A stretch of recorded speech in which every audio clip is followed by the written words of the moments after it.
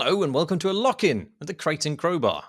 This week we're discussing Paul Thomas Anderson's latest film, Licorice Pizza, which was roundly spurned by the Oscars this week, but is nonetheless an energetic and uplifting tale of an eccentric romance set against the backdrop of 70s LA. I'm Marsh Davis. I'm a mere film peasant, tilling the frigid filmic fields for turnips whilst nursing a goiter the size of a pineapple. I don't actually know what either of those two things mean in the context of this metaphor, but I do know that I'm joined on this cinematic journey by an almighty television king, the screenwriter and lordship, Jamie Britton. Good evening, my liege. Good evening. Dance for me, fool, dance. So the Oscars have been and gone. Nary a nod, I think, at all for Licorice Pizza. I mean, he was nominated in several categories, but didn't get anything, I think. Is that par of the course for a ceremony as idiotic as the Oscars? How do you feel about them generally? Yeah, it's a weird one, isn't it? I mean, I used to, and when I say used to, I mean in the 90s, stay up and watch them and really enjoy it. I particularly enjoyed it when Billy Crystal would do some funny skits where he put himself into some of the movies through movie-making magic, like having Leonardo DiCaprio spit on his face in Titanic. I thought that was quite funny. But recently, it's just, I don't know, it's hard to care about awards, I think. They seem pretty arbitrary. More so, I think, with the Oscars, like removing a bunch of the categories from the broadcast and, having a sort of audience award. I mean, there's nothing wrong with any of those things in theory. It's just it makes a kind of facile ceremony seem even more facile when they're just sort of trying to bend it to the changing world, just kind of haphazardly. And the fact that they can't get basic stuff right, like, having the right winners in the envelopes and things like that, or, failing to remove an individual who has, slapped another individual for reasons, I mean, again, I mean, that is a pretty unique situation to find oneself in, but it does seem a little bit kind of, like, just weird. It's just Hollywood's weird. It's a weird place. It's a weird kind of, everything about it is so strange. And celebrities, I was saying this on the Crate and Crowbar Discord the other day, like there's such a minority in the wide span of existence, and yet they take up so much space in our minds, in our kind of conversations, when you would never use a celebrity in a study about anything, would you? Because their results would be so skewed, because they're such an insane, like, semiotic nightmare.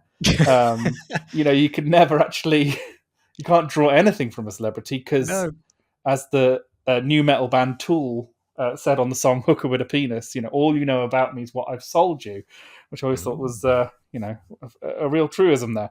So yeah, it's it's a weird one with the Oscars. I kind of don't care about them, even when, like, people who are in skins win them, which is is cool. But it's also kind of just like, what a mad, crazy world we live in, where this is some sort of marker of quality, because it isn't really. There's often very bad movies winning these awards. I mean, what was that year where that stupid, like, rubbish, like, make boomers feel better about their racism movie? I don't know. Did Clint Eastwood direct it? No, it was one of the Farrelly brothers directed it. Oh, right. It was with Viggo Mortensen and Green Book. Green Book, yeah, Green Book. That won Best Picture. Yeah, I haven't seen it actually, but I do know it from the meme where somebody says, "This is pathetic, right?" And it's a very good meme. Absolutely. So yeah, that's my feeling about the Oscars, since you ask. I mean, it's interesting because Hollywood being such a demented place is obviously quite pertinent for the film we're about to discuss, which sort of intersects with Hollywood of a different era, but with just as many wild and deranged egos in the mix. But what do you think of the kind of suggestion that the Oscars or award ceremonies in general should mimic basically the box office? Do you think that they've become too kind of enamored with Hollywood's own sort of self-mythologizing, that they should just celebrate populism? Yeah, I don't know. There's that great Onion headline about a mirror on the stage being given an 11-minute standing ovation. I honestly don't know. I think I think it's so tricky is that as movies become increasingly less relevant, as we were talking about on our 50 top films list, and and I don't know what they're supposed to do really. Like clearly they should be doing something, but I don't know. I don't quite know what that might be because movies are becoming less relevant, and the cultural conversation is so much fuller these days. You know, there's so many more voices in the mix, and people on social media, and I think that's generally a good thing. That like people who aren't the theatre, you know, they're not the theatre, the film critic for Variety get to have an opinion about stuff. I think that's a good thing actually. Even though it's annihilated movie criticism as an art form, but still, I think it's mostly good because it's opened up the conversation. But I don't know how the Oscars are supposed to respond to that. Hmm. You know, and clearly they're not doing a great job of doing it. Although, you know, the most recent ceremony did. It certainly made headlines. I mean, it's dominated the conversation for all the wrong reasons. Do you feel like Licorice Pizza in particular deserved maybe not an Oscar, but some sort of shiny award-shaped recognition? How do you feel about the film overall, good or bad? I thought it was amazing. I mean, every time I see a Paul Thomas Anderson movie, I go into it thinking, all right, this will be the one that I kind of that leaves me cold, or this will be the one where I can't quite understand what the fuss is about. And every single time I see them, within about 5 minutes, I'm like, oh no, he's it's amazing. He's done it again. The guy is incapable of making a boring movie. You know, you maybe Inherent Vice, which isn't a boring. It's a very hard movie to love or enjoy. Even I came out of that one feeling completely stoned out of my head, and I haven't smoked weed since 2003. But like, you know, it really. I mean, I love the book anyway. So when that was announced, I was very excited, and it's a perfect adaptation of the book. Really weird, but like, that's probably his most hard to love movie, and I still loved it in a way. And Licorice Pizza might be his easiest to love movie that he's made. And I It's certainly also one of love his that too. kind of. It's a really good-hearted film, isn't it? I mean, it's. I mean, it probably. I don't know if it would rank it as one of my favorite of his films, but the more and more I've sat with it and thought about it, the more I like it. So maybe this time next week it will be my favorite. I don't know, but it's just to kind of give the synopsis of it. Obviously, anybody who's listening to this should probably watch it before getting into this podcast because we'll probably spoil some stuff. But it's sort of a rambling romantic farce. I think you maybe describe it as that, in as much as it conforms to any particular genre. But it charts this sort of unusual pseudo-adolescent push and pull relationship between these two quite eccentric youngsters, one of whom is Gary, who's a precocious child actor of 15, but who has all these kind of hustles that suggest that he has a business mind beyond his years.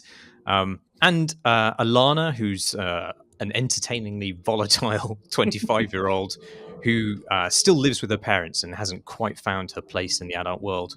And their sort of attraction, their repulsion, their friendship, their business schemes, jealousies, and all their aspirations and failures and so on, they all takes place with the backdrop of 70s LA and specifically the San Fernando Valley, which gives it sort of quite a niche and intimate slice of history, in which things like, you know, a petrol shortage and an unsuccessful mayoral candidacy take center stage, rather than kind of the big movements of history. And throughout the film, like Hollywood maniacs periodically plow through it in these disruptive bit parts, high on their own ego and presumably a cocktail of other things. But like I think if we're going to draw comparisons with Paul Thomas Anderson's other films, I'd say like the end points in a lot of his films resemble the end points of other more familiar story arcs. But the stuff in between has this much more chaotic cadence. There's like these smaller, stranger meanings and like digressions and these narrative cul-de-sacs that the story then immediately has to reverse out of, sometimes in a literal way in this film. And I just love it. I mean, this is one of the things that I think all his films do for me, is that they always surprise me, not so much in that kind of ultimate destination, but the journey of them. Yes, he just seems incapable of being boring, and I totally agree with you on that point as well. That like there's like five other movies just taking place slightly, to the left and right of this movie, um, which I just love. I mean, like at the end, in the sort of final sequence and the sort of last warning for spoilers, even though it's not really a film you can spoil, it's so kind of, wishy washy with its plotting. But like the city councilman, the gay guy, and she's turned up at that restaurant, and she realizes that she's just there to pretend to be this guy's girlfriend.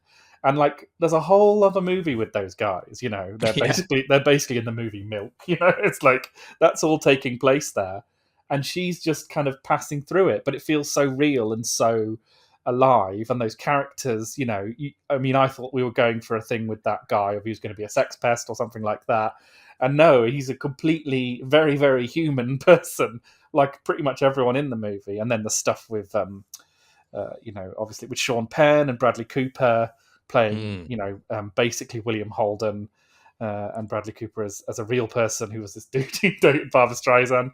Like all that stuff is a movie's worth of character and plot kind of potential, but we just pass through it in this wonderfully asymmetrical way. Mm. It's just like it's funny how much people talk about.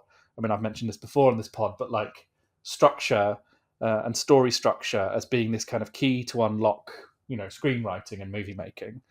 And I'm a big one for structure. Whenever I write a script for anything, really, I put down a kind of basic, a sort of act structure because it makes it easier. But the thing is I think that's the issue, is that it makes it easier, but doesn't necessarily make it better to do it that way. And there's this whole kind of discourse Mm. these days about, basically there's something fundamental about story structure, which I guess is basically true. But the fact of that means that you should always hew to it because a mark of quality is kind of movies that do that, which again is just clearly untrue. Movies are good or bad depending on lots of factors.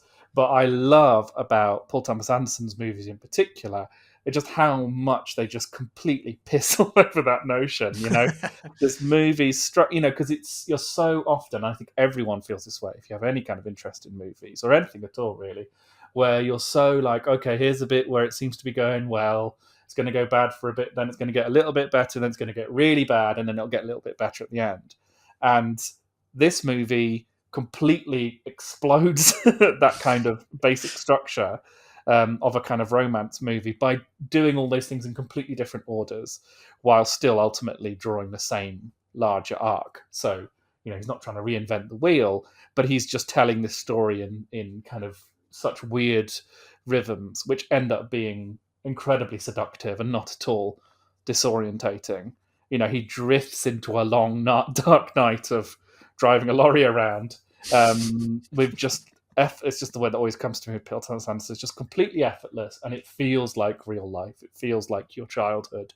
It feels like the escapades you go on for reasons which are slightly obscure to you, and then just kind of end up taking you over for that period of time, rather than a movie which often wants to make things neat and ordered, and and worries. A movie's often very anxious to get to the next thing because it's terrified its audience are going to be bored. But Paul Thomas Anderson obviously has this insane level of confidence and competence in allowing Mm. allowing that discomfort to be a risk. Yeah, I um, mean, you have to trust him a lot, I think, but I do by now. So I think it's interesting. One of the sort of touchstones for this film, he said in interviews, was American Graffiti, which he described specifically. One of the things about it he was trying to emulate was that it's both loose and incredibly tight, was the phrase he uses. And I think that's a sort of, I mean, that feels very right. I mean, it's a sort of paradox that goes to the heart of a lot of his films, I think, where you have this kind of willingness to meander and to dwell on things that are seemingly trivial in the larger context of the story arc, but never feel like baggy or boring, even when it isn't feeling. It never feels hurried either, and yet, even while it's happy to spend time on a diversion which takes up multiple scenes, it's also then happy to cut abruptly between distant points in time in a way which is extremely lively. Like it doesn't feel bound to present the the passing of time in a uniform way, and it just focuses on what it's interested in, and then moves on the second it loses that interest. And it feels incredibly curated in that way, as well as also preserving a sort of randomish cadence, which feels quite real. And I guess you just need a lot of trust in Paul Thomas Anderson that he's chosen things that are worth showing, so that when the pace slows down and he allows the scene to play out with like lots of space, I'm never bored by it because I know it's going to be worth it. And I think like an example of that, it would be like the film spends multiple scenes describing this escapade involving Gary's exploits as a child actor, and those exploits ultimately don't really contribute to anything in the story's conclusion. But we spend a lot of time with them, and then we get this lurching, manic set of events told with extreme abruptness, where Gary walks into a store, he's mesmerized by a waterbed, and the next scene he's trying to sell waterbeds at a teen fair of some sort. I don't know what that is. Then he immediately gets arrested for murder by mistake. And it's like those things should feel, I mean, they do feel kind of like a jarring sequence of non sequiturs, but somehow it knits it all together. I don't quite know how, but it's it is miraculous in a way. It's kind of as weird as real life can be sometimes. I mean, I was thinking it's almost like, it almost puts me in mind of like a moth around the light bulb. It's always going to go towards that light bulb, but it's going to do it in a different way every single time. And that's the kind of weird rhythm of Licorice Pizza, is you're sort of bouncing these two people off each other without any real, sort of received idea of how that might happen, and they literally bounce off each other a few times in this movie. It's great. It's really, really interesting on that level, and I do think it has a sensuous kind of sexiness to it, which is really unusual, but also really lovely just to enjoy. It just takes you back to your own childhood. No matter what that was, I think, because the feelings feel all so true. I do like that it's just not afraid to have a scene that lasts like 5 or 10 seconds if necessary. I think there's one of my favorite moments in the film is just after a big blow up with her family. Alana is smoking weed with her sister outside, and there's just this couple of moments of silence as they toke on the doobie, and then her sister says something like, "You've got to stop fighting with everyone all the time," and Alana just says, "Oh, fuck off, Danielle," and storms off, and that's it. The scene ends. I was gonna mention that exact same scene. I love that. It's great. There's something about it. The switch in temperament, the abruptness of the whole scene, the way it's just she doesn't really have any kind of realization or closure on what has just happened with the family. It's just immediate anger. It's just very funny. It's maybe interesting to sort of compare the sort of style and the pace of this film to Once Upon a Time in Hollywood, Quentin Tarantino's film, because I feel like Tarantino and Paul Thomas Anderson share a sort of digressionary and idiosyncratic sort of bent in their films generally. And obviously both of Licorice Pizza and Once Upon a Time in Hollywood are saturated to one degree or another with like Hollywood myth of a particular area. But I feel like the big difference between Tarantino and Paul Thomas Anderson, I'm saying his full name each time because I don't actually know which one of his names is his surname, whether it's Thomas Anderson or whether it's just Anderson. Anyway, PTA knows how to he knows how to reduce his films, or his editor does, and he accedes to it. I don't know to what extent. I mean, I think he's pretty heavily involved in the editing as well. But I read this interview with Licorice Pizza's editor Andy Jurgensen about how they assembled. There's a particular scene in a bar called Tail of the Cock, which is this kind of incredibly complex thing when you think about it. It has a lot of moving parts. And in the end, it doesn't feel that way. It feels quite kind of fluid. But you have Gary and Alana arriving at this place in separate kind of rival groups. Gary's sort of got his own thing going on, but he's also making kind of jealous eyes at Alana, who's meeting this Hollywood smoothie played by Sean Penn. And then you have the whole thing between Alana and the smoothie. And then you also have fucking Tom Waits turning up, carousing and sort of giving this incredibly long spiel to the entire room. And apparently that was the way that was written and the way it was filmed, it ended up being very complicated because you have so many different things interacting with each other at the same time, and it could easily have ended up such that those parts would compete with each other and it wouldn't feel coherent. But from this interview, it seems like what they did was they threw out most of the scene. They pared it right down and they sort of teased out these different parts and pulled them further away from each other to allow them to work kind of more succinctly by themselves. And I mean, the idea of binning a scene's worth of dialogue, I don't think Tarantino has ever binned a single line of dialogue, no matter how bad it was. And his films, which I still enjoy, incidentally, but they are these incredibly massive, sort of overripe, indulgent things. And while it's sort of clear that, there's a genius which is being indulged, it nonetheless makes for pretty swollen and unnecessary films, I think, in some ways. And you just don't get that with Paul Thomas Anderson. I think that's the thing. Even at his most erratic, the bitty bits have this kind of lightness to them where they deliver something. And even that 10-second scene where Alana says, "Oh, fuck off, Danielle," that's an aside, but it is also refracting some element of her relationship with Gary. And that's the thing that sort of runs through the entire film. No matter where they end up, no matter what kind of diversion they end up in, their relationship is still kind of running through it. Everything reflects back on their sort of competition and desire and repulsion for each other. Yes, I mean, I have to confess that I didn't finish Once Upon a Time in Hollywood. I found it pretty tiresome and gave up on it.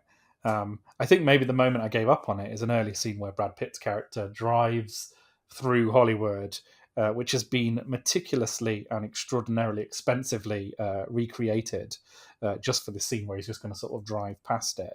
I mean, extraordinary in many ways, but I think the similar stuff in this movie, which is just so much more alive. It's so much less of a smothering of postmodern irony and more of a just sense of heart and soul, I think.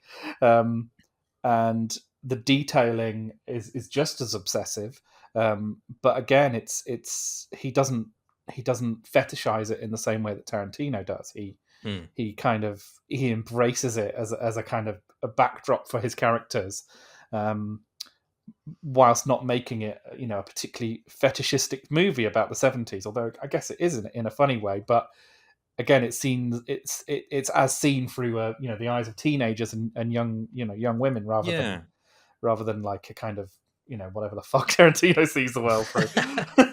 Well, I guess it's the difference between like reminiscence and fandom. Maybe, I mean, certainly there's a sort of reverence and kind of a nerdish, encyclopedic knowledge for Hollywood, which Tarantino's eager to convey. Well, it's funny, isn't it? Because Fiona Apple, who used to date Paul Thomas Anderson, recently spoke about what stopped her from taking cocaine was a night spent at Tarantino's house with PTA, where they were all taking lots of cocaine and watching movies, and that does sound like a nightmare. Yeah. Maybe we should talk about the two protagonists, because obviously they are the center of the film. A terrific pair of actors, both new to acting, both slightly misshapen in terms of what you might expect as the Hollywood norm, by which I mean they're perfectly normal looking human beings. Gary's played by Cooper Hoffman, and he has this sort of this quality of not yet like having grown into his own body in that sort of slightly unheimlich way that kids have. And yet he has this incredible confidence to him, this incredible charm to him, which is sort of precocious and fragile, but he's also genuinely kind of affable in a way which makes him much easier to empathize with than, I don't know, might be the case with other child stars, let's say. He's not bratish. He doesn't come across as bratish. And he's not oh god, the name's escaping me. Matt Broderick's character. He's not Ferris Bueller. He doesn't glide through the world. He sort of seems to when you first meet him, but then he instantly kind of bumps into stuff. In fact, constantly sort of bumps into stuff. Yeah. And then you got Alana, played by a real life Alana, Alana Hayim of the band Hayim, who I think is just utterly amazing in this first role. She she's older, obviously. Her character is 25, but she still has that sort of amorphous, awkward quality. She hasn't found her place. She's furious about it. And interesting, as I was reading about the making of this film, and I think this is important because it comes through the sort of into the kind of feeling you get when you come away from this film. But apparently, Alana Haim's mother taught Paul Thomas Anderson as an 8-year-old.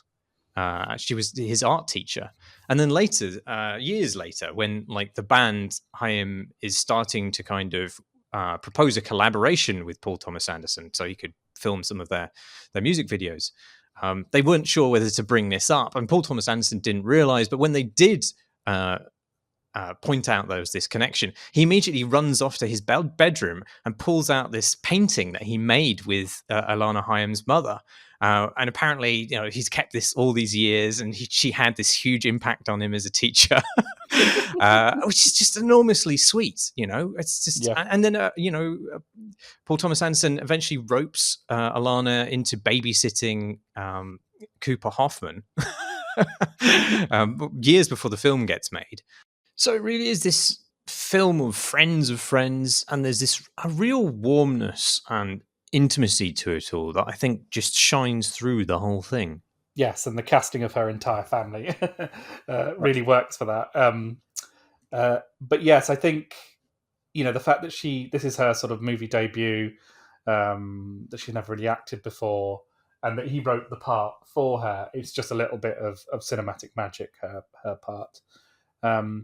Because her route through the movie is pretty obscure compared to lots of sort of coming of age stories, as is Cooper's. Really, it doesn't draw a really kind of standard arc across the movie as to where she's going or who she is. It just allows us to be in the moment with her and to see that she and he are both people, kind of in a process, kind of on their way elsewhere, really.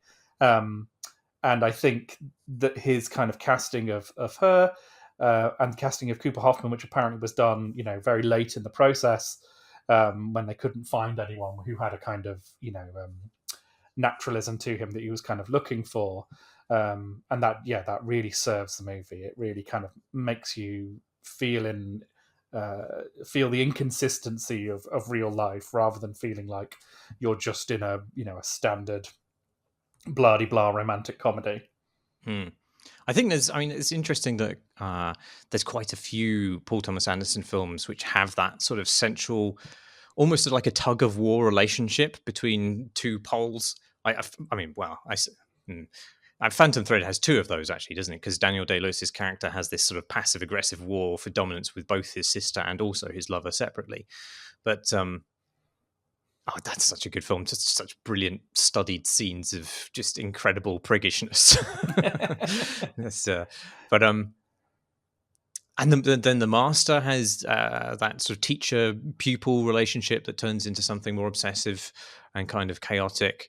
But like Licorice Pizza has this sort of pretty vibrant and volatile, competitive and adoring sort of back and forth friendship between the two leads, and that sort of makes the film like wherever they're going, there's always that kind of tug of war. They're always being attracted or repelled back and forth into one another's orbits and out of them again, and they're like infuriated with each other at times, and this competition to be more superior, to be kind of more adult than one another, or in Gary's case, to be as adult as Lana, because he's trying to act older than he is in order to kind of match Alana's perceived desire for maturity.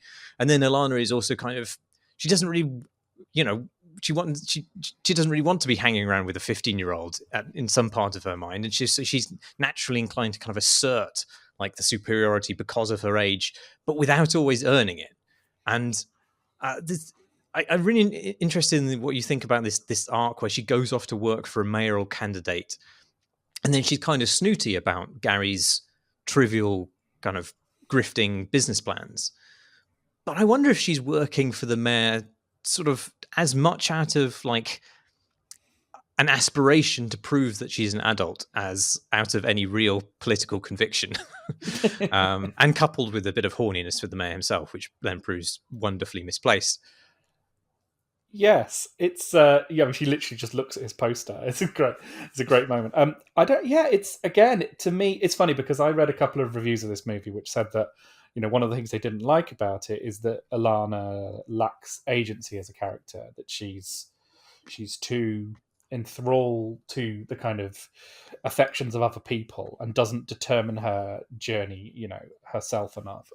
And for me, I think again, it feels the movie gets away with that because it feels enclosed in such a small space in a funny kind of way. It's so of its time and of its year. What is it, 1973? The whole movie takes place in, and so although I agree that like her motivation to go off and work on that political campaign, it kind of it feels it's never quite clarified, what she's trying to do there or what she's trying to find there. Just that she's trying to find something. And so for me, I think that last movement with her, which is eventually going to drive her back into the arms of Cooper, again, it's kind of conventional in a way, but actually that aimlessness works for it. I mean, it was funny. I was interested by some of the discussion about this film, talking about the inappropriateness of their relationship, and I was actually surprised that some people found the movie to be kind of inappropriate, or their relationship to be something that shouldn't have been portrayed with the kind of ease that it is. But I found that quite a surprising discussion because the movie makes so much of it. It's on the table of the discussion constantly throughout. The differences in age and what that means for your coolness, what that means for your sexuality, what that means for your place in the world, which feels so true to kind of the way you feel when you're 15 and the way you feel when you're 25. And it's done with such earnestness that it just isn't a problem for me watching the movie. Yeah, I think it's the charting that rise from adolescence, where Gary is desperate to be seen as an adult, and Alana, who is now an adult but still hasn't seemingly achieved any of the kind of certainty or sureness about her place in the world which adulthood should bring. And then you realize that all of the actual adults in this film are completely deplorable. That actually adulthood doesn't bring with it any kind of wisdom or maturity, really. And the way that the other adults in this film perceive the two kids at its center, they're always way off on their judgment. Like the talent scout describing Alana as a pit bull, or Bradley Cooper's completely unhinged turn as John Peters, or who Sean says, Penn and Tom Waits sword fighting with spoons, which I think they do at one point. right, yeah. And then Gary and Alana are so anxious to be perceived as grown-ups that they have really no idea how clueless grown-ups actually are. Yes. Also, in terms of just not especially relevant to this point, but a grown-up relationship with a kid. I'd shout out to Alana's father, played by her actual father, who delivers one of the funniest "what the fucks" that I've ever heard in the cinema. Just a delightful moment. Yes. But I think there's just the back and forth jealousy between the two characters is sort of the engine of this film, and there are a couple of scenes where that really shines. One is this flip between Gary kind of glibly flirting with an air hostess, and then being just incredibly ungraciously irked when Lance smooth talks Alana. And then then another later scene where Gary is like patronizingly schooling Alana on how to be more sexy while she's on a telesales call to try and sell these waterbeds. And then she intentionally goes, full sexy while he seethes jealously in the background. That's just delicious scenes of kind of minor passive-aggressive conflict, which it seems to be Paul Thomas Anderson's expertise. Yes, I mean that's basically all Phantom Thread was. So yes, it's kind of interesting in comparison to that. That's a movie that Daniel Day-Lewis said he had to retire from acting because it made him so sad to make. Really? Yes, he said that. I mean, he's done that before, but he did seem to mean it this time. Yeah, I think we should talk about some of the side roles and the cameos, because these sort of, I mean, the film is so much a smattering of different events, that actually seeing it through these different kind of cameos is maybe a more useful way of looking at it than a chronological look at the film. But I thought we could start with the role of John Michael Higgins as Jerry, because as well as the sort of dubiousness of the relationship between an adult woman and a teenage boy, the scenes with John Michael Higgins also inspired quite a bit of kind of pushback on the film, because Jerry, who's played by John Michael Higgins, owns this Japanese restaurant. He has Japanese wives, but when he talks to them, he does this incredibly brazenly racist, weird, exaggerated Japanese stereotype, speaking English, but with a kind of incredibly over the top Japanese accent. And later it's revealed he doesn't actually speak Japanese at all and has no idea what his wives are saying to him. Wives, plural, because he gets rid of one and then just replaces her. And obviously this is troubling. And I think it's meant to be. And I think it's interesting. I'm really keen to get your take on this because I feel uncomfortable about it. The reactions to it, which outright say that the film is mocking Asian accents, they seem obviously wrong to me. Like the joke is obviously, I think, that the man is casually appalling, and the social mores of the time that make this permissible are also appalling, and they do not hold into account at all for it. And in fact, like everything is about that setup is humiliating to the wife and patronizing of her culture. I mean, he even takes credit for the authenticity of the cuisine because he lived in Japan for a bit, even though he doesn't speak Japanese.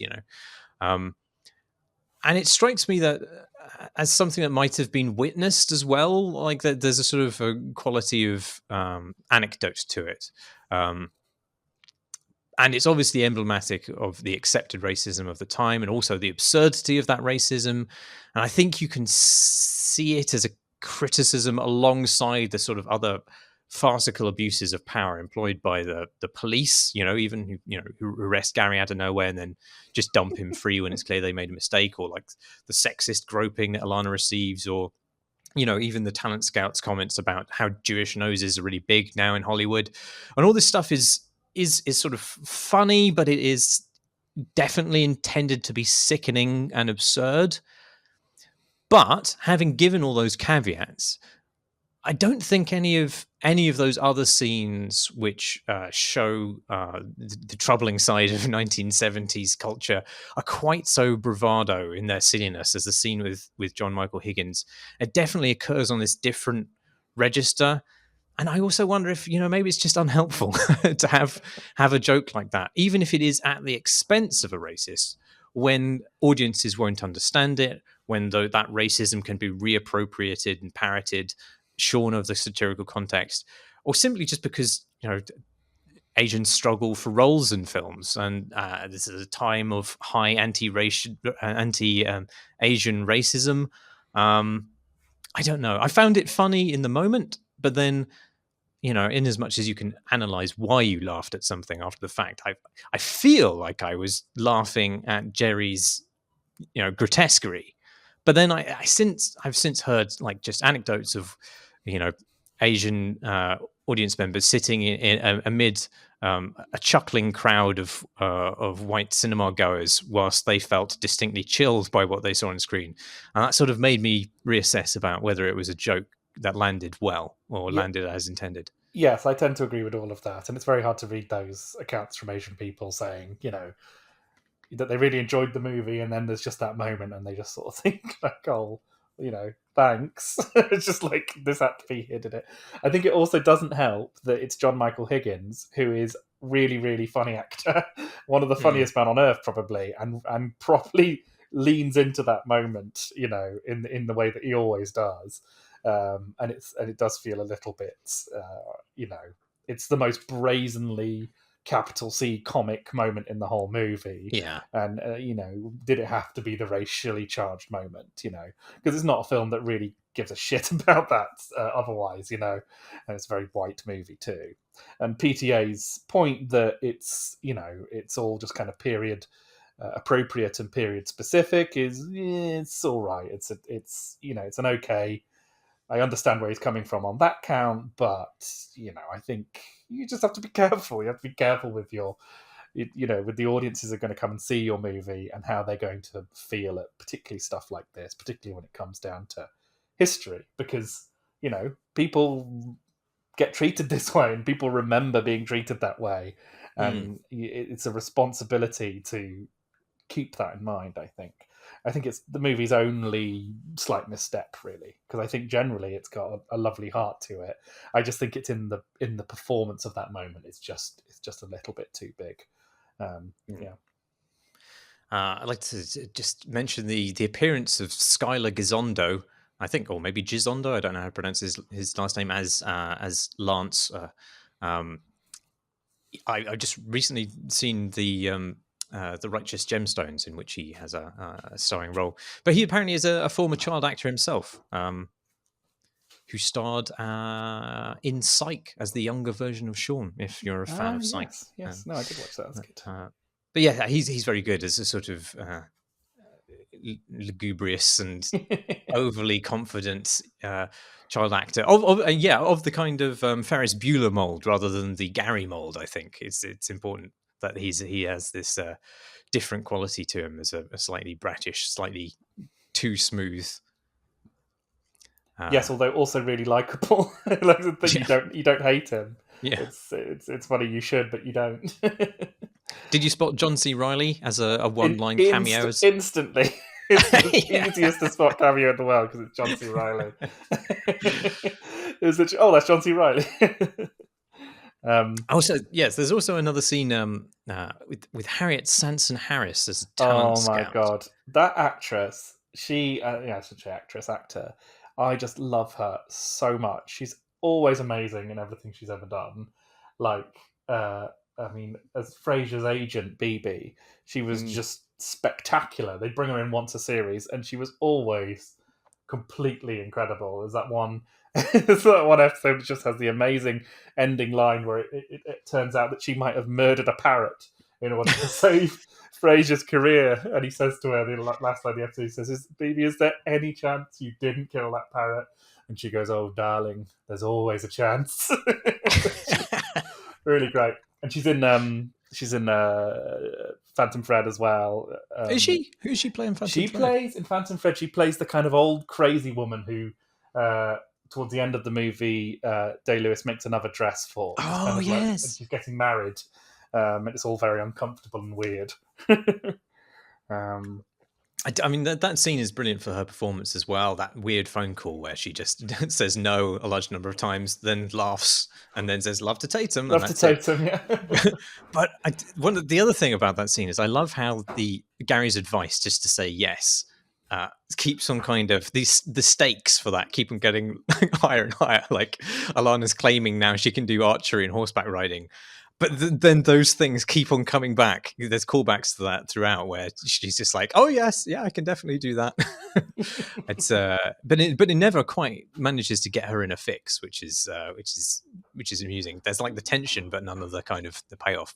Yeah, I mean, it's actually to a point that the movie is almost devoid of anxiety, which I really appreciate. Lots of movies, particularly those about teenage years and stuff like that, are often fraught with anxiety, and this is a movie that's almost completely devoid of it. There are a couple of moments which are genuinely unexpectedly heart in mouth. The downhill backwards driving of the truck I found to be genuinely nerve-wracking.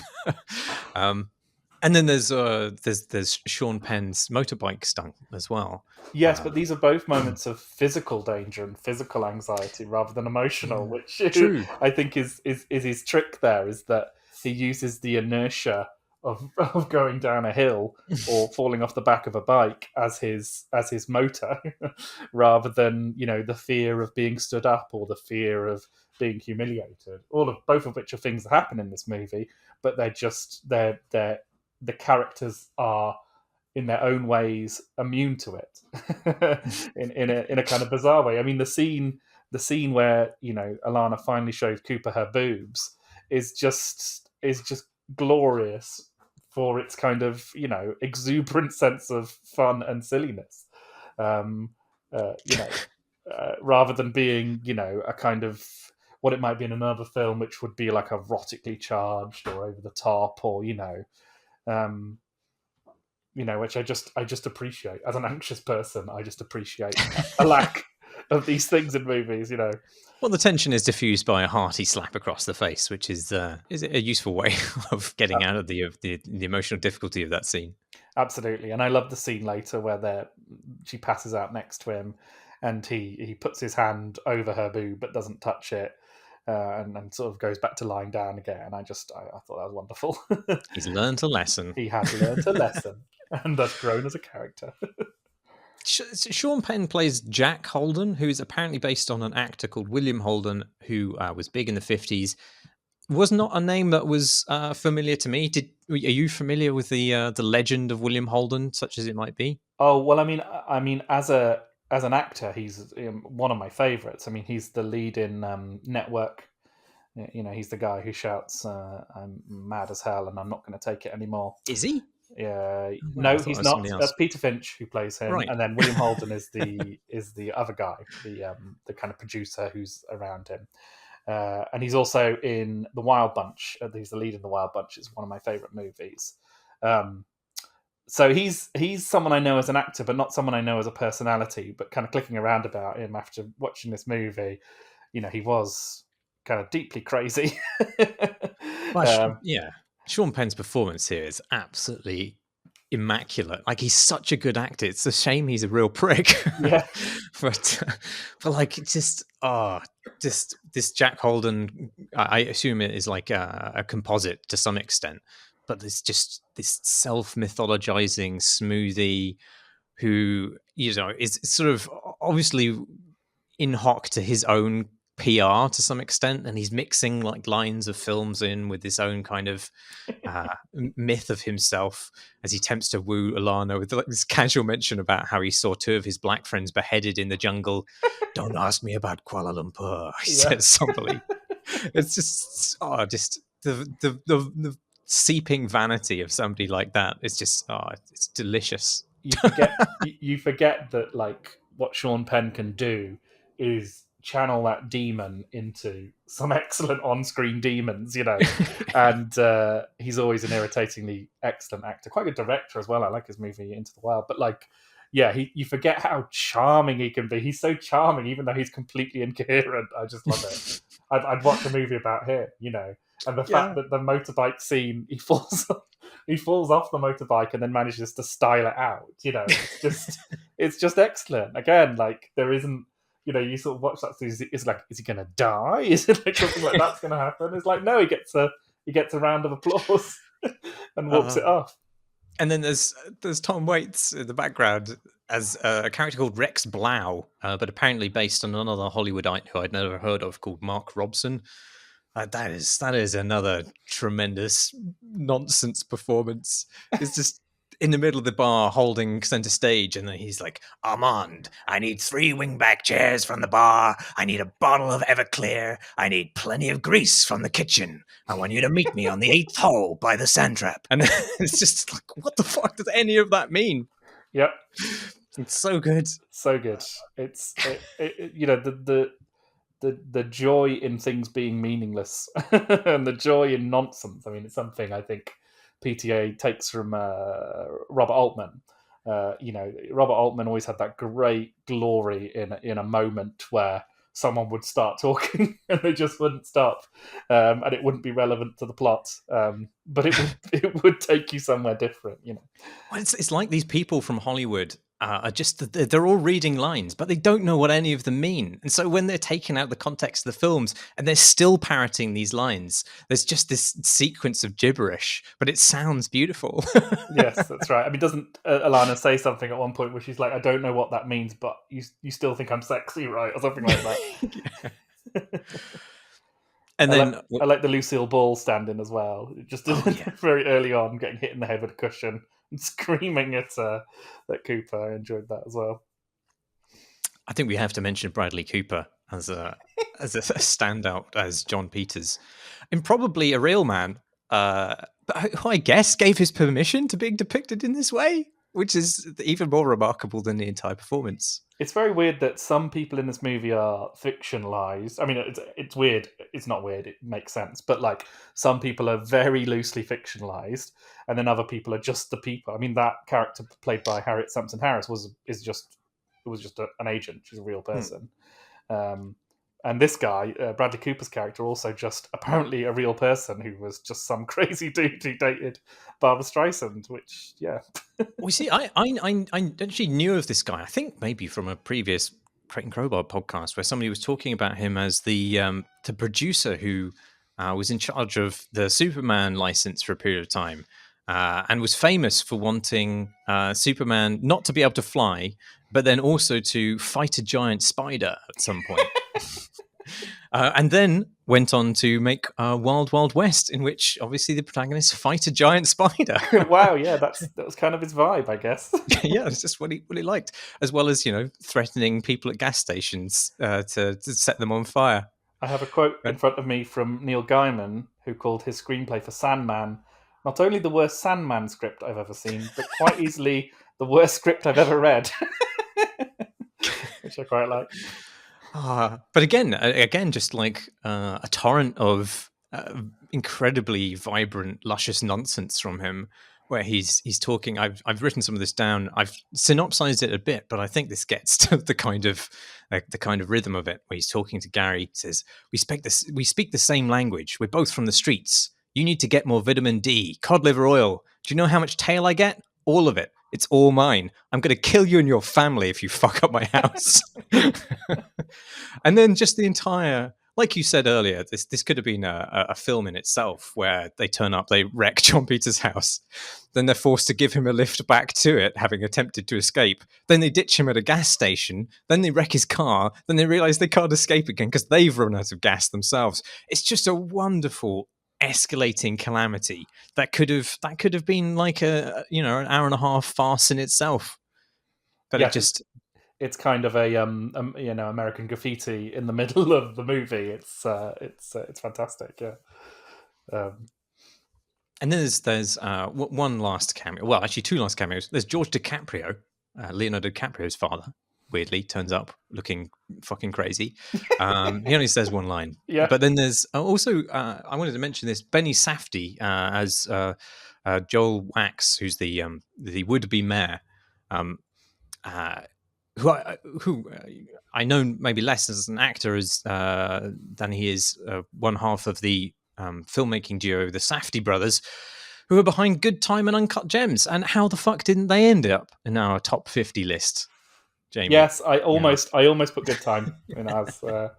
It's funny. I was watching Adam Sandler's. It's worth watching. Maybe we can pop it in the show notes. Adam Sandler's acceptance speech for the Independent Choice Awards, whatever it's called, where he says once he worked out that the Safdie brothers weren't a pair of homeless rabbis, he agreed to make a movie with them, and it cuts them in the audience looking very much like a pair of homeless rabbis. But no, I mean, Good Time in particular, I think is fantastic. Both films are like having heart attacks. I think. They really are. Yeah, they really are. We can maybe do a pod about them because they're both anxiety I'm not sure I could survive watching them a second time, but I'm up for it. No, but he's great. What a great character! It's funny because it's a weird like filmic standard. He reminds me, you often in movies set in the 70s, they're often political campaigns. It's a weird like sort of motif. You see them again and again and again in a movie like Taxi Driver is one that springs to mind.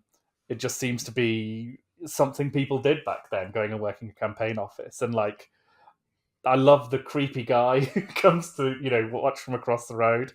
He's great. What a weirdo. I just think he's a really good actor. That guy Benny Safdie, and I love that scene with him and his boyfriend. Again, it just a little play that suggests another play going on. Sort of round the corner. And I love that he walks her home, his boyfriend walks her home, and they share that really lovely hug and that really lovely moment together where they both agree that all boyfriends are shit. Yeah, which is just great. I just loved it. Yeah. Yeah, it's again. Joel Wax is actually a real person. That the would be mayor. Another one of the real people from history who turn up without any kind of um, shroud of fictionalization. I don't know quite. I'd be really interested to know what, like you, how these decisions got made. Why some folks get named and others get fictionalized. I guess it's because they just wanted to do more with one particular character than history would allow, perhaps. But like, it still raises the question: why was John Peters happy to be named as the guy who had threatened to use a gas pump as a flamethrower and members of the public? Why was he okay with that? I mean, I guess he's just still really proud of sleeping with with various women from the 70s, with Barbara Streisand and Sharon Stone. So I Yeah. guess he's just happy to have that advertised in perpetuity. Well, I'd like to talk a tiny bit about the 70s themselves, because this is a film which isn't exactly biography. Paul Thomas Anderson did live in his childhood in the San Fernando Valley, and a lot of this is about his kind of recollected detail of that place. And apparently, the name is a reference to a defunct record store chain that, for no particular reason, Paul Thomas Anderson finds super evocative of the era. Yeah, I have to say, Although it doesn't. it's not a title I particularly like.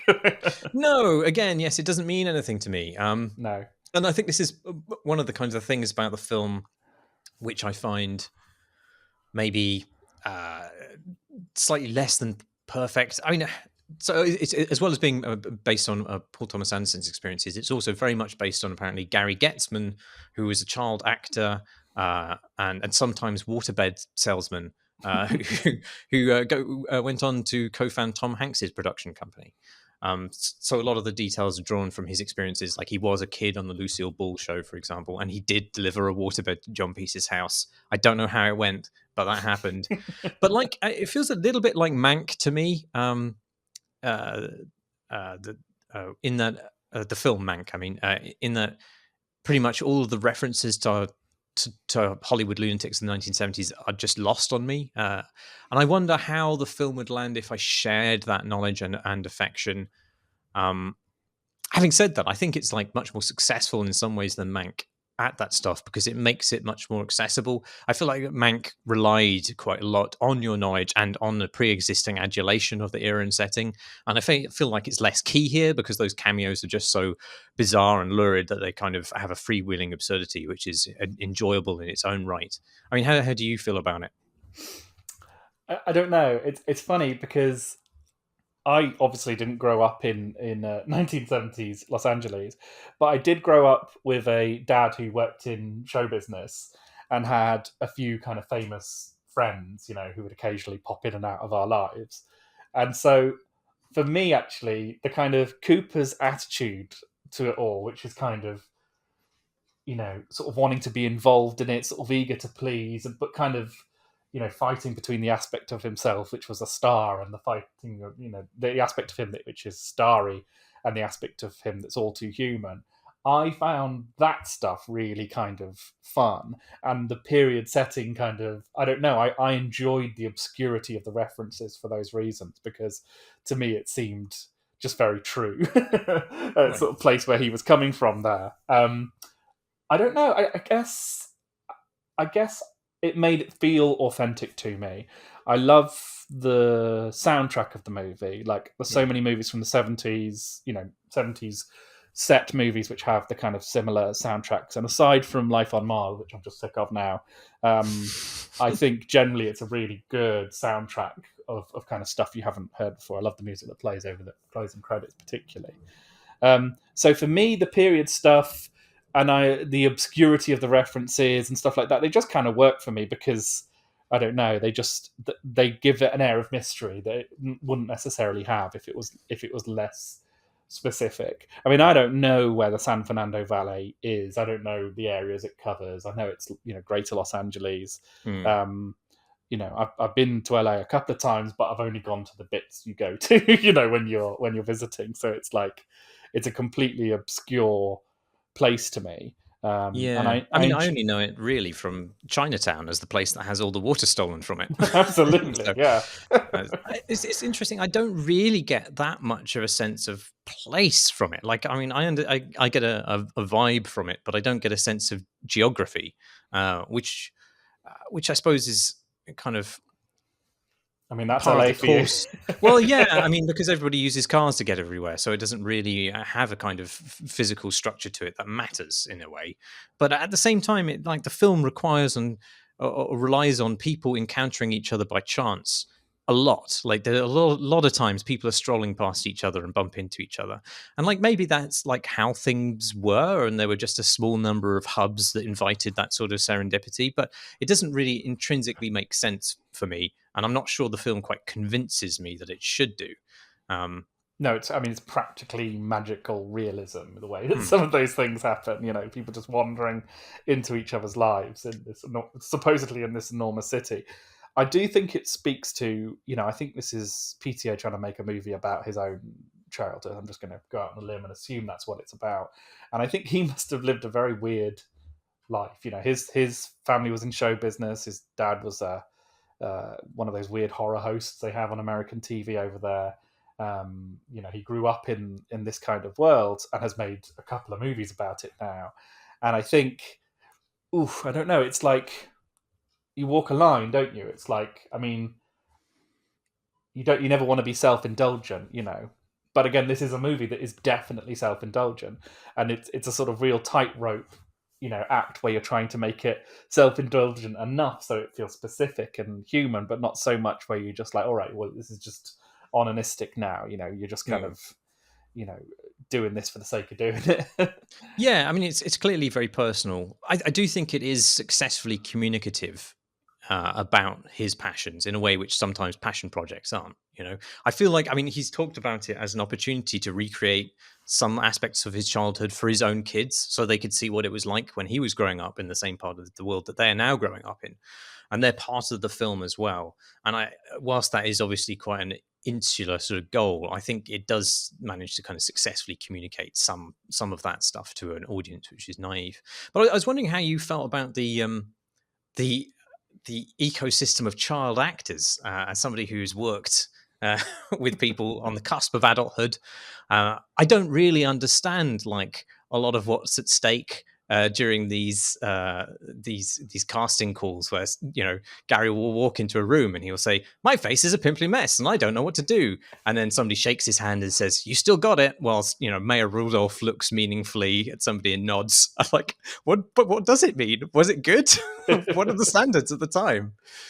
Yeah, it's a funny one, that, because like my feeling is, I mean, I did get some anxiety, but it's not the anxiety the film really necessarily means, which is just like the lack of supervision and the lack of advocacy for these young people. I mean, like, even when we were doing skins, I wasn't really involved in the casting or dealt with the actors much at all.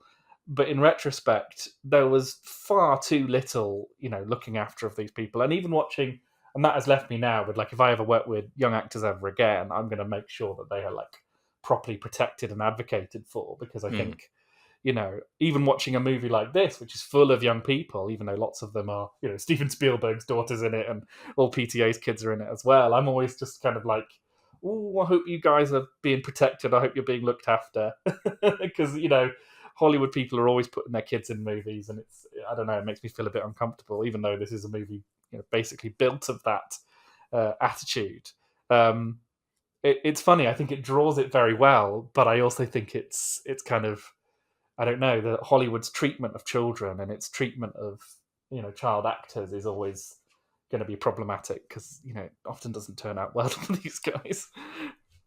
Yeah, I'd say I did read an interview where somebody uh, puts it to Paul Thomas Anderson the difference of working with actors of the caliber of Daniel Day Lewis and working with first time actors, and at least by his own account, Paul Thomas Anderson comes across as very kind of conscientious and protective of the young cast, where he's saying, well, one of the main differences, amongst many differences, but older actors know how to pace themselves. They know how to take care of themselves. And, with young actors, you need to make sure they don't burn out. You need to make sure that they're eating at the right times. You've got to Yeah. bring a juice box to the set. Having read around the film has actually made me feel a kind of a lot more warmly about the whole endeavor of it in a weird way. Yes, and I like to assume about PTA, even without necessarily knowing it, that he has such an all-encompassing vision for his movies that he considers that and rolls with that. If you ever watch it's probably around on YouTube, but there's a making of Magnolia movie, which was on DVD for Magnolia. I think it's called That Moment. It's one of the best like examinations of creative process I've ever seen, and you can see PTA in that, even though, and by PTA I obviously mean the Parent Teachers Association, but you can see that PTA in that is uh, constantly engaged in the artistic process as a communication between himself and his collaborators and the actors. You see him, changing the script based on what the actors are sort of finding in the scene and finding in that moment, which is where the thing gets its name from. And I always think like, you run into problems with these things, and this is from my very limited experience, really, when you rest on your laurels and you think that everything's going to be fine and everything's, you just assume the best and therefore don't expect the worst. And I assume that what he does would be someone who's always on the lookout for those things, because he does seem like a pretty human guy, really. I'd like to know when he's going to write a part for his wife, because she's an amazing actress. She really sells that one moment she has in this movie where she just looks skeptical about what Cooper's just done. And she's popped up in a couple of his movies now, always in bit parts. And it's like, she's an amazing actor. Write her a wicked part. There's not enough parts for women her age in Hollywood. Give her something to do. Yeah, one of my favorite things about the film, is it Bridesmaids? I think it's Bridesmaids. Yes, where she massively shits herself. Yeah. Just sort of terrific performance. There's an excellent moment where she's wearing a wedding dress, isn't she? And she just sort of folds herself down in the road. And shits herself. It's very good. So I thought we'd talk about one of the things I'm less keen on about the film, just to end, to end on a downbeat note. Yeah, we should. I'm actually not that into the way that this is sort of playfully shot at times. Like, I feel like a lot of Paul Thomas Anderson's films, the camera doesn't really, I mean, the image is always beautiful, but the camera doesn't necessarily remind you that it's there. Like, almost like a cliche for his films is having long shots where the camera itself moves to avoid cutting. But here there's a lot of conversations where the shots cut very abruptly back and forth, looking directly into the faces of the two conversationalists. And it's kind of snappy and fun, but also feels just a little bit forced. And there's another scene where there's a sort of another back and forth where the camera literally pivots between the two participants in a lurching way. And like, yeah, it's called, I felt like the framing of the panning, film, they call it whip panning. Whip panning. Yeah. Well, I felt like it was trying a bit hard to promote a sense of emotion and rhythm. I actually found it quite distracting and artificial. But I think I've just been Wes Andersoned out by these sorts of affectations, Like, I think way back when it was quite lively and fun. Edgar Wright was bringing this sort of sensibility too, where the cutting and the framing of the thing could be its own kind of meta joke on the conventions of cutting and framing. But I think as time has gone on, the more I want the Wes Andersons of this world to move past it, because I find it, especially his films, to be more about the style and activity of filmmaking than they are about the actual subject matter of the films. Which seems to be just an excuse to put lots of people in wigs, as far as I can tell.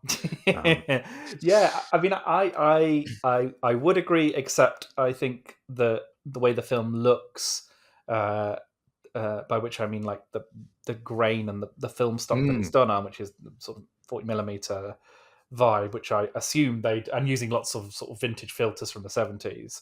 I think that sort of makes that less of an issue for me personally, because even though there are some flashy things going on here, the level of kind of fidelity, and I don't necessarily mean the high level of fidelity, just whatever the level of fidelity is here, really works for me, and it gives it an earthiness which I think counters some of the artificiality of some of those bolder camera moves. There's some lovely single takes in this, particularly that weird kid fair thing, starting off with John C. Reilly dressed as Herman Munster. But generally, I think it's It's certainly more mannered than any movie he's made since Punch Drunk Love. I mean, he's always Hmm. made bold choices as a director, but to be kind of playful is not normally in his kind of toolbox. So it is jarring. I did notice those moments, particularly when he's whizzing his camera backwards and forwards in conversations between characters. But for me, yeah, it felt okay just about because the film stock itself felt a little bit more organic than I'm used to seeing. And that means those blurs are a bit more tactile than they normally are.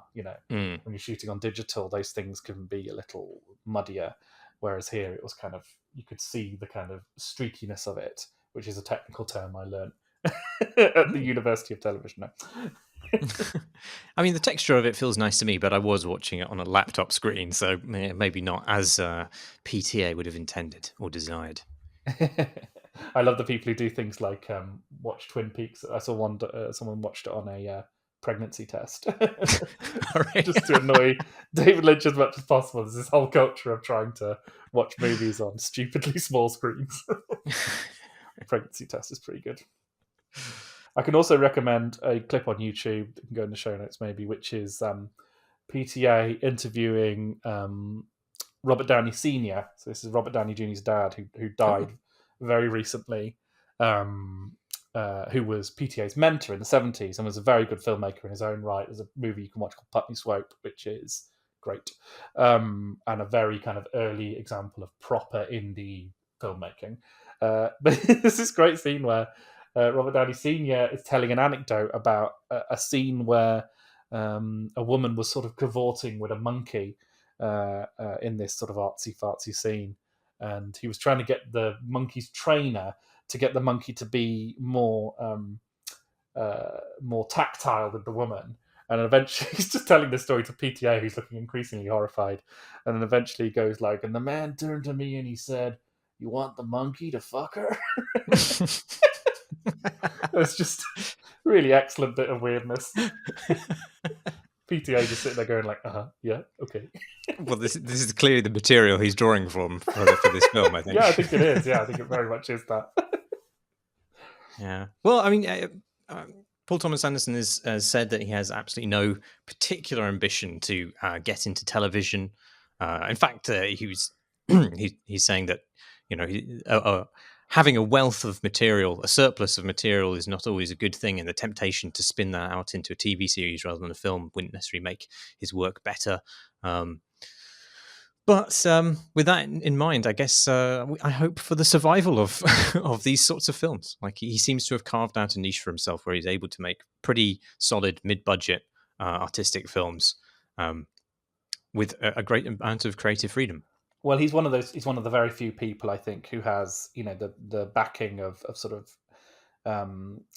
working with people like Annapurna and companies like that, where there's not many people who have his ability. It's like kind of him and the Coens and a couple of others who can spend this much on a movie and get to do basically whatever they like. But it is it's a good investment for those guys because it does always pay off, and I'm very glad that these films still exist despite everything. Should it have won something, even though we haven't seen the other films? I haven't seen any of the other films, so it's so hard to pronounce. I'm just having a look. Was it okay? What was it? Would it have won based on the films that came out last year that you did see? Based on the movies that came out last year that I did see. So let's see. Out of Don't Look Up, Dune, Licorice Pizza, Nightmare Alley. So those are the ones I've seen. I would say yes, it's the best movie out of those. Yeah, I think so. Yeah. But I mean, it's not exactly. I mean, I think June. I think I like Don't Look Up. I saw on Twitter Matthew Castle saying he hated it, but I rather liked it. I couldn't get through it. I couldn't stand it, actually. Yeah, I hear that a lot. I thought it was quite amiable in its own weird way, but yeah, lots of people seem to really rub up against that one. Well, I think it's because the anxieties that it's spoofing are just so palpably real and present in my everyday life. I don't really need to be told about them in a satirical way. I think Yeah, that makes sense. I have a permanent sense of terror. I don't need a funny film to point out these things to me in an arch way. But it probably had other merits that I was I was ignoring because of my own anxieties. But yeah. It seems fairly likely that Drive My Car is a better movie than Licorice Pizza, though, doesn't it? I mean, have you seen that one yet? Everyone says it's incredible. Not quite yet. No, it's about 3 hours long, so I've been waiting for extended Waiting for an period of time, I impossible guess. block of time in this day and Exactly. age. Waiting for a vortex to open up where you can pop in, and no time has passed at all when you come back. That's the end of this lock-in. You've been released back into the wilds. Don't cause any trouble on the streets. Behave yourselves. Get into bed. If you'd like to tweet us, you can tweet us for some reason at Crate and Crowbar. You can listen to these recordings, which are uploaded as videos to YouTube. You can find that and other nonsense by us at youtube.com/Crate and Crowbar. Thanks, as always, to our Patreon backers. They don't get charged for these lock-ins. They get charged only for the fortnightly games pod. But you can nonetheless back us too at patreon.com/Crate and Crowbar. Or you can simply join the lovely Discord community, the link for which is on our website, crateandcrowbar.com. That's it. I've been Marsh Davis. I've been Jamie Britton. Thanks for listening, Listening, everybody.